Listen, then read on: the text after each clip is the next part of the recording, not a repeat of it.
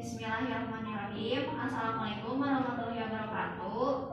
Waalaikumsalam warahmatullahi wabarakatuh. Perkenalkan, nama saya Vela Juwita, mahasiswi semester 5, Prodi Bimbingan dan Konseling Islam, Fakultas Dakwah dan Komunikasi di Universitas UIN Sunan Gunung Jati, Bandung.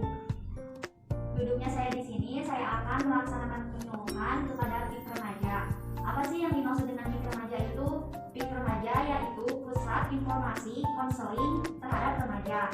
Jadi kalian kan di sini semua pada remaja kan? Masih pada sekolah? Ya.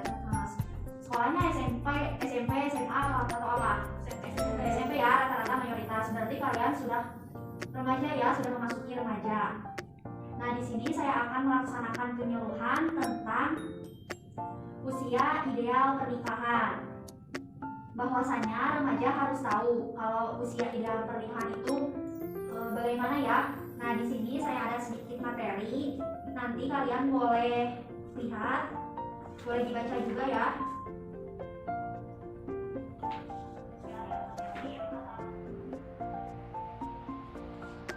Ini materinya saya bagikan, kalian bisa dibaca terlebih dahulu.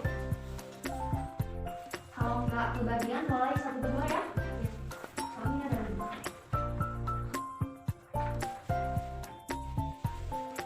Nah, di situ sudah ada ya materinya. Sebelumnya kalian sudah tahu apa sih pengertian dari pernikahan itu? Ada yang tahu nggak apa artinya pernikahan? Atau dengar-dengar gitu? Ada yang tahu nggak? Nggak apa-apa, salah jawab juga nggak apa-apa, nanti juga bakal dengerin. Ada yang tahu apa sih nikah? Yang terpikir sama kalian itu nikah tuh apa kayak gitu? So nggak apa-apa. Neng tahu? Oh, enggak ya, berarti belum pada tahu ya apa sih yang dimaksud dengan pernikahan.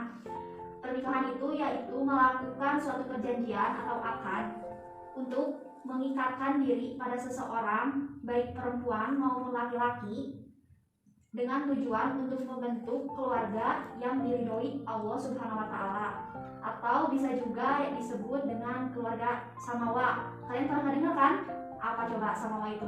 Sakinah, mawaddah, warahmah. Apa sekali lagi? Sakinah, mawaddah, warahmah. Kalian pasti udah pada dengar ya kata-kata itu, soalnya pastilah teman-teman kalian atau tetangga kalian ada yang menikah kayak gitu ya. Pasti suka dibilangin semoga kalian samawa kayak gitu. Saya akan melakukan penyuluhan tentang usia ideal menikah menurut pandangan Islam.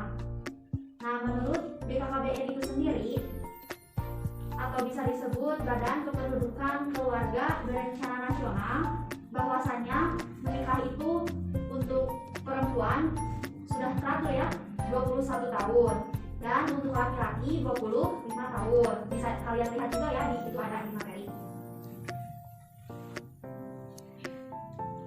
Lalu menurut Undang-Undang Nomor 1 Tahun 1974, bahwasanya perempuan dan laki-laki itu bisa menikah pada usia 19 tahun.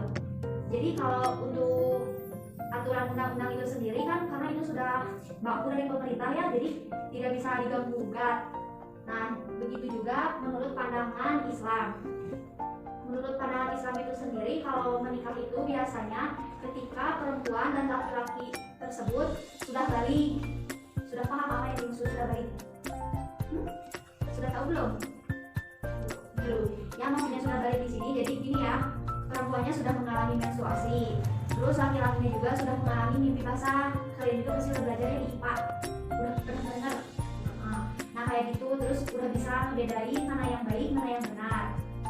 Kayak gini, misalkan teman kalian nih mau ngajak berbohong, apa kalian mau ngikutin nggak berbohong itu baik atau enggak? Enggak kan? Pasti kalian udah berpikir ya, udah bisa membedakan mana yang baik dan mana yang benar. Nah, seperti itu. Lalu ada juga kategori tolak ukur untuk menikah. Kategori tolak ukur untuk menikah yaitu yang pertama, beriman dan bertakwa. Sudah tahu apa yang dimaksud dengan beriman dan bertakwa? Tahu? Enggak. Kalian Islam? Kalian beriman? Bertakwa? Jadi maksudnya beriman dan bertakwa di sini yaitu seorang laki-laki dan seorang perempuan itu harus beriman kepada Allah Allah.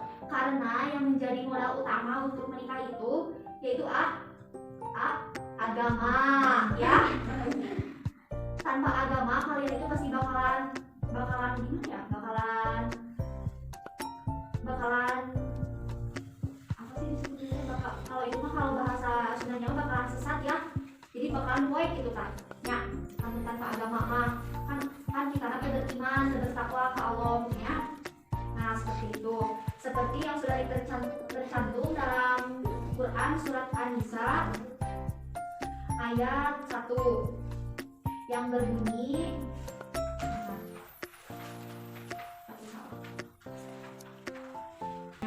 wahai manusia, bertakwalah kamu sekalian kepada Tuhanmu yang telah menjadikan kamu satu diri.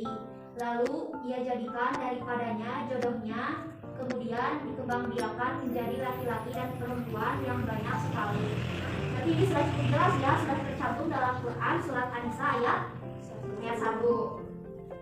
Lalu yang kedua, yang menjadi kategori tolak ukur untuk menikah itu ada memperbaiki diri atau introspeksi diri. Maksudnya introspeksi diri di sini yaitu jadi gini, ketika kalian mau menikah misalkan, kalian tuh harus lebih bisa mendekatkan diri kepada Allah. Kan kalian juga pasti ingin punya pasangan yang baik kan? Berarti kita juga harus memperbaiki diri supaya lebih baik. Misalkan kita kan udah minta kayak gini, ya Allah aku pengen pasangan yang buruk, nggak gitu kan? Pasti kalian meminta doa kepada Allah ingin dikasih pasangan yang baik. Nah seperti itu ya. Terus sudah tercantum juga dalam Quran surat An-Nur ayat 26 yang artinya wanita-wanita yang tidak baik adalah untuk laki-laki yang tidak baik, dan laki-laki yang tidak baik adalah buat wanita-wanita yang tidak baik juga. Dan wanita-wanita yang baik adalah untuk laki-laki yang baik, dan laki-laki yang baik adalah untuk wanita-wanita yang baik pula. Mereka itu bersih dari apa yang dituduhkan oleh mereka. Bagi mereka ampunan dan rezeki yang mulia yaitu surga. Seperti itu ya. Terus ada juga kategori tolak ukur untuk menikah yang ketiga yaitu sudah balik dan mampu. Maksudnya sudah balik di sini yaitu laki-lakinya sudah mengalami mimpi basah kayak tadi, terus perempuannya juga sudah mengalami menstruasi. Nah seperti itu ya. Terus maksudnya mampu di sini yaitu ketika pasangan tersebut sudah mampu dari segi materinya, dari segi akhlaknya, dari segi agamanya juga sudah mampu ya. Tak terkecuali misalkan ada yang menikah tapi belum mampu, belum siap, lahir batinnya juga, berarti itu belum termasuk mampu juga ya. Seperti itu. Kalian paham nggak yang teteh jelasin ke kalian? Paham ya? Insya Allah. Nanti kalau nggak paham nanti boleh ditanyain. Nah yang terakhir yang menjadi kategori tolak ukur untuk menikah itu yaitu niatnya hanya untuk beribadah. Maksudnya beribadah di sini ya jadi kalian tuh ngejauhin zina lah. Kayak misalkan gini sekarang kan emang dalam Islam tuh gak dibolehin pacaran kan, tapi masih tetap ada kan yang pacaran kayak gitu kan, itu juga termasuk zina ya, zina mata kayak gitu. Nah jadi maksudnya niatnya untuk beribadah itu ya seperti itu, biar nikah juga biar dapat pahala, dapat rezeki kayak gitu ya. Nah seperti itu. Sudah tercantum juga dalam Quran surat Al-A'raf ayat 189 yang artinya dialah yang menciptakan kalian dari satu orang, kemudian darinya dia menciptakan istrinya yang menjadi cocok dan seimbang kepadanya. Jadi yang lahir ke dunia ini sama Allah tuh udah dipasang-pasangin ya, jadi nggak usah takut. Misalnya kalian nggak usah takut kalau tuh aku masih jomblo kok, belum dapat pasangan sih, jangan berpikir kayak gitu ya. Semuanya juga sama Allah udah dikasih pasangan masing-masing, tapi belum saatnya, belum waktunya buat kalian. Nanti juga jodoh terbaik pasti bakalan datang buat kalian kayak gitu ya. Terus ada juga nih faktor yang mendorong terjadinya perkawinan pada usia muda. Biasanya ada dua faktor ya. Yang pertama faktor orang tua, yang kedua faktor anak. Nah kalau untuk faktor orang tua sendiri yaitu biasanya ekonomi. Yang dimaksud ekonomi itu kayak gini, misalkan orang tuanya udah gak mampu ngebiayain anak perempuannya. Nah jadi sama orang tuanya itu dinikahin, kan itu maksudnya nikah muda ya. Nah seperti itu. Lalu yang keduanya adat dan budaya. biasanya kalau kita diam di desa, di kampung, kan kalian suka mendengar ada yang lulusan SMP udah dinikahin sama orang tuanya, ada kan? Mungkin dari teman-teman kalian yang lain juga pada ada lah yang masih sekolah SMP udah dinikahin sama orang tuanya ya. Termasuk Teteh juga punya teman kayak gitu, baru juga lulus SMA, lulus SMP udah pada nikah kayak gitu ya. Itu maksudnya pernikahan dini, atau bisa juga disebut belum waktunya menikah tapi sudah menikah kayak gitu ya. Nah, yang faktor kedua yaitu faktor anak. Biasanya pendidikan, seperti tadi pendidikan itu baru juga tamatan SMP udah pengen nikah karena terbawa suasana temannya sendiri. Biasanya yang mempengaruhi itu pergaulan dengan teman sendiri ya. Misalkan kamu siapa namanya? Neng Intan, terus nah Neng Intan sama Rima, Neng Intan tuh udah nikah, terus Rima masih suka main sama Neng Intan. Nah Rima tuh jadi pengen nikah karena lihat Neng Intan udah nikah. Nah biasanya terbawa suasana seperti itu ya. Terus telah melakukan hubungan seksual. Tahu yang dimaksud dengan hubungan seksual? Hubungan seksual ya, jadi laki-laki dan perempuan sudah melakukan hubungan suami istri tapi belum melaksanakan pernikahan. Nah nanti kan akibatnya bakal bisa jadi hamil di luar nikah kayak gitu kan, jadi nggak dibolehin sama agama Islam, jadi namanya zina seperti itu.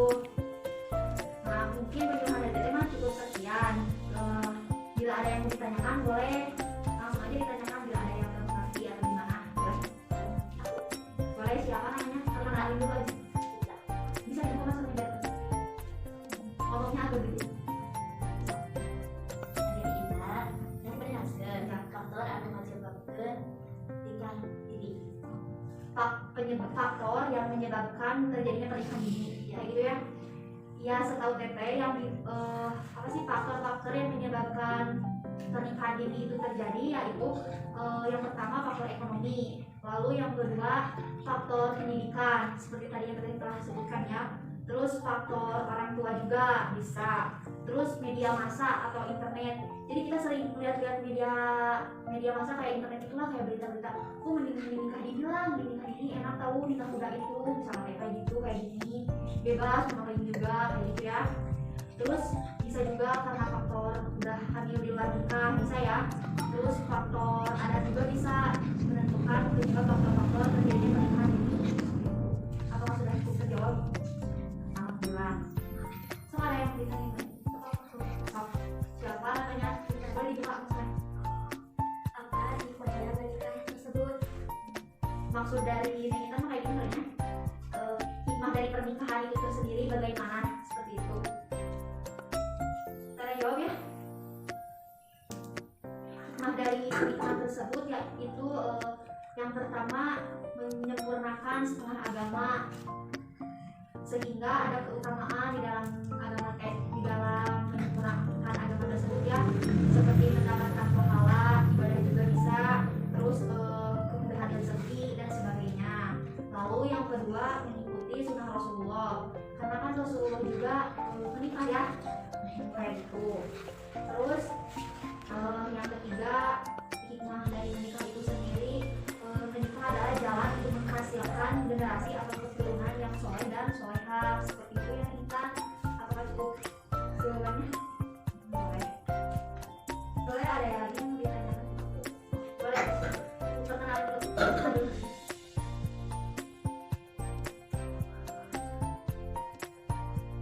Ya boleh. Dampak menikah muda bagi seorang wanita. Jadi dampak nikah muda bagi seorang wanita itu semakin mudah menikah, maka semakin tinggi juga resiko terkena gangguan psikologis. Yang dimaksud dengan gangguan psikologis itu tersendiri yaitu sering mengalami depresi. Kayak gini depresi misalkan karena belum terencana ya pernikahannya, jadi suka mikir kayak gini, duh kita belum punya ini, belum punya itu, karena emang pernikahannya kan pernikahan dini ya maksudnya, jadi kan belum terencana, kitanya belum siap, belum mampu.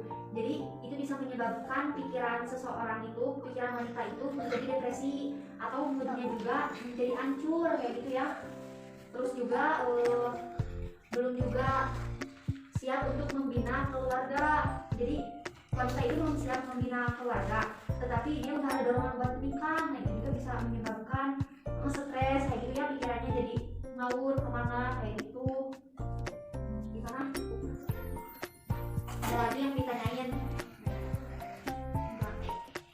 Ya mungkin penyuluhan dari Teteh cukup sekian, semoga bermanfaat bagi kalian. Jadi kalian sudah tahu ya usia ideal menikah itu berapa? Menurut BKKBN itu berapa? Buat perempuan? 21. Buat laki-laki? 25. Itu teh udah standar BKKBN. Apa sih yang dimaksud dengan BKKBN itu? Itu ada di situ. Badan Kependudukan. Yang pertama, Badan Kependudukan Keluarga Berencana Nasional. Itu sudah ada ya aturannya dari BKKBN itu tersendiri. Lalu menurut undang-undang bahwasanya menikah itu pada umur berapa tahun? Ada di situ. 19 tahun. Jadi kalau menurut undang-undang itu sendiri kan itu sudah berlaku dari pemerintah ya, nggak bisa diganggu juga. Bahwasanya menikah itu buat laki-laki dan perempuan itu pada umur 19 tahun. Dan kalau menurut pandangan agama Islam tersendiri, menikah itu ketika kita sudah mampu dan sudah balik. Sekarang umur kalian berapa tahun? Masih 13 ya, berarti kalian sudah mampu untuk menikah belum? Belum ya. Berarti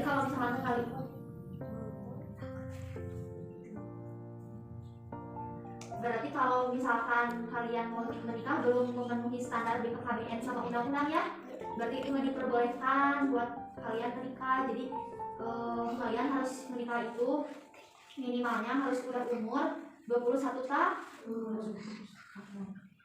Ya mungkin penyuluhan dari Teteh cukup sekian, semoga bermanfaat.